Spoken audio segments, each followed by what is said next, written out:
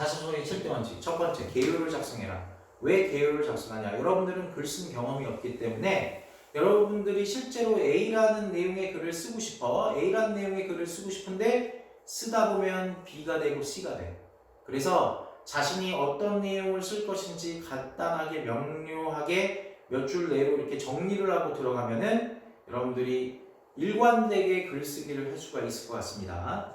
자, 두 번째, 자신을 알고 있으나 상정과는 모른다. 이게 뭔 말이냐? 여러분들이 자소서를 할 때 또 하나 실수가 뭐냐면 자기 기준으로 써.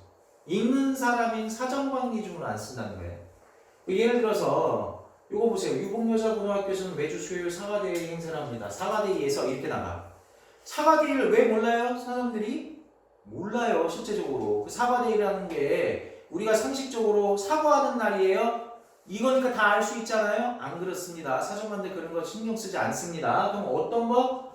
그 사과데이가 뭔지를 간단하게 이렇게 간단하게 이제 정리를 해주셔야 된다는 거예요. 두 번째 예문도 보세요. 숙요일이 뭔지를 어떻게 알아? 숙요일이. 그죠? 그럼 보충 수업 자율학습을 하지 않는 이렇게 간단하게 그 여러분들이 사정관 읽는 사람이 알지 못할 것 같은 부분에 이제 부연 설명을 해주셔야 됩니다. 자, 배우고 느낀 점 위주로 써라. 제발요. 우리 1번 문장, 1번 공통문장 1번, 2번, 3번을 보면 맨 끝에 항상 그렇게 배우고 느낀 점 위주로 쓰자고. 예를 들어서 글자 수가 1000자면 배우고 느낀 점이 500자 이상이 들어가야 돼요. 근데 우리 애들 어떻게 해요? 사건의 전말을 그냥 씁니다. 배우고 느낀 점보다 에피소드 위주로 글을 쓰는데 배우고 느낀 점을 써야 된다는 거예요.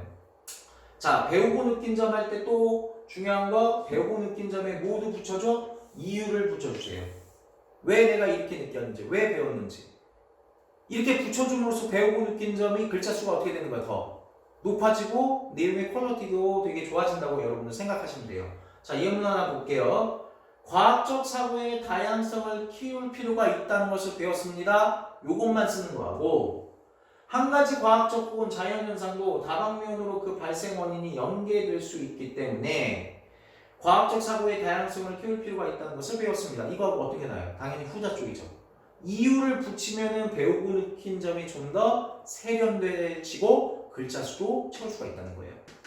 자, 그 다음 네 번째 여러분들 최대한 단문으로 쓰세요. 단문이라는 건 뭐냐? 한 줄 반.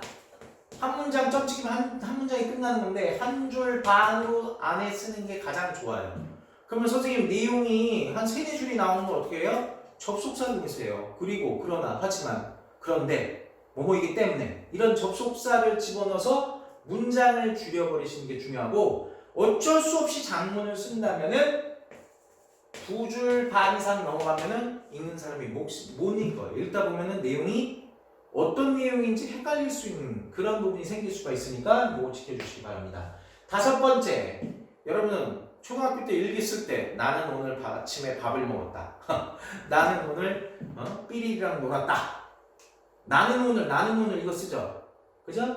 근데 일기 쓰는 사람이 여러분 본인이라는 걸 알기 때문에 나는, 저는 이런 거 빼고 써. 자소서도 마찬가지야. 자소서 쓴 사람이 여러분이라는 거 다 알고 있습니다. 그래서 저는 나는이라는 1인칭 사용을 물론 쓸 때도 써야 될 때도 있지만 거의 어떻게 해줘야 돼? 빼주셔야 되고요. 그 다음 두 번째, 이게 또 많이들 실수를 많이 하는데 마무리 지을 때 수동태로 이제 글을 쓰더라고요. 수동으로 쓰시는 게 아니에요. 예를 들어서 뭐뭐라고 생각되었습니다. 이렇게 하는 게 아니라 생각했습니다. 그죠? 배우게 되었습니다. 배웠습니다. 알게 되었습니다. 알 수 있었습니다. 느끼게 되었습니다. 느꼈습니다. 항상 배우고 알고 느낀 건 여러분들이 직접 수동이 아니라 능동적으로 배우고 느낀 거기 때문에 능동태를 쓰셔야 돼요. 그래서 자소서 쓸 때 수동태는 쓰지 마세요. 자, 여섯 번째 원칙. 2번 문항, 3번 문항. 2번은 인상 깊었던 교내 활동. 3번 문항은 이제 갈등 관리, 협력, 배려 중에서 활동 중에서 쓰는 건데 2번, 3번 문항은 자신의 이제 진로하고 학과가 그 쓰는 글의 소재하고 배우고 느낀 점이 연계가 돼야 돼요.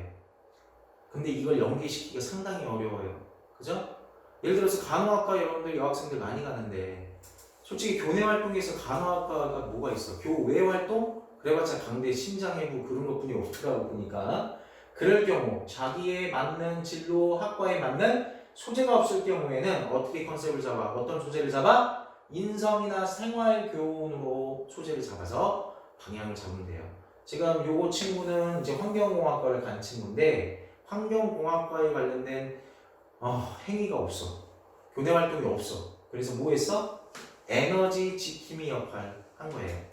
그럼 에너지 지킴이 역할이 뭐냐? 여러분들 체육 시간에 선풍기 끄고 나가고 에어컨 끄고 나가고 이런 거예요. 그걸 선생님이 생기부에 찾아갖고 이렇게 풀린 거예요. 그죠? 그럼 어느 부분이냐? 중략 2다음 요거 다음에 한번 보도록 하겠습니다. 자, 친환경 캠페인이나 환경보호 활동에 참여하는 것도 환경보호를 위해서 의의가 있겠지만 불필요한 전기제품 끄는 행위가 환경보호뿐만 아니라 모두 있다. 경제적 이익도 있다. 생활유무자. 그죠? 요런 것들. 자, 이것들이 효율적이고 효과적인 실천법이 될 수 있다. 실천법으로 간 거, 생활교훈. 이렇게 컨셉을 잡을 수 있는 소재를 가지고 자신의 진로와 연관을 시켜야 된다. 예, 참신하게 쓸 거 이거 정말 어려운데. 자, 예비 초등학교, 자, 교대 합격시키는 자소서를 선생님이 대표해갖고 써줬긴 했는데, 그거 한번 가져와서 한번 보도록 할게요. 정말 애들이 참신하게 못 써. 자, 예비 초등학교가 되는 데 있어서 자신의 성장 과정 써야 되고, 이게 어떻게 삶에 영향을 미쳤는데 그거 써야 되고, 교직 수행에 도움이 된다는 부분, 이 세 가지가 이 부분에 나와 있어야 했습니다. 자, 보통 성장 과정 하면 어떻게 하냐? 엄하신 아버님과 자상한 어머님 사이에서 저는 이런 식으로 나가. 이거 너무 진부하죠? 옛날에 자소서나 이럴 때 쓰긴 했지만 아주 그냥 3, 8년도에 쓰던 그런 패턴을 아직도 쓰더라고. 자, 선생님 어떻게 했냐? 자식을 소유의 개념이 아닌 독립된 객체로 여겨주신 부모님 덕에 저는 이제 삶에 영향을 끼친 거, 성장 과정은 아버지 어머니가 나를 소유 개념이 아니라 독립된 객체로 여겨줬다. 즉 애착 관계를 분리했다는 얘기죠. 소유 개념이 아니라는 얘기는. 자, 어떤 삶에 영향을 미쳤냐? 자신의 삶에 주도하면서 이끌어갈 수 있었고, 그 다음 두 번째 영향, 자기 만족도를 중시하는 마음을 가졌고, 자기 반성을 통해서 관대하지 않고 잘못을 인정할 수 있는 용기를 갖게 됐다. 이 세 가지가 성장 과정과 삶에 어떤 영향을 미친지를 보여줘요. 그럼 이게 교직 이수에서 어떤 도움을 될 것이냐?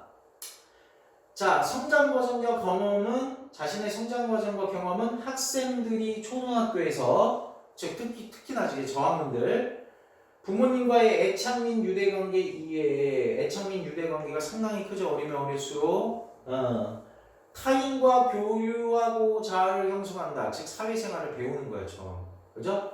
그리고 자아를 형성된다는 것은 독립된 인격체 대우가 받았을 때 가장 먼저 나타나는 현상이죠.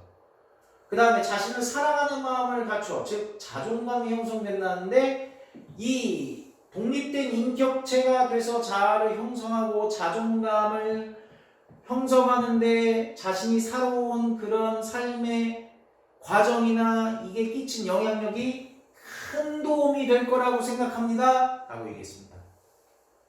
그냥 대충 이제 자소서를 여러분들 쓰지 마시고 좀 독특하고 좀 참신하게 남들이 그렇게 쓰지 않는 방식으로 진정성 있게 배우고 느낀 점 위주로 좀 쓰는 그런 참신함이 자소서에 필요합니다.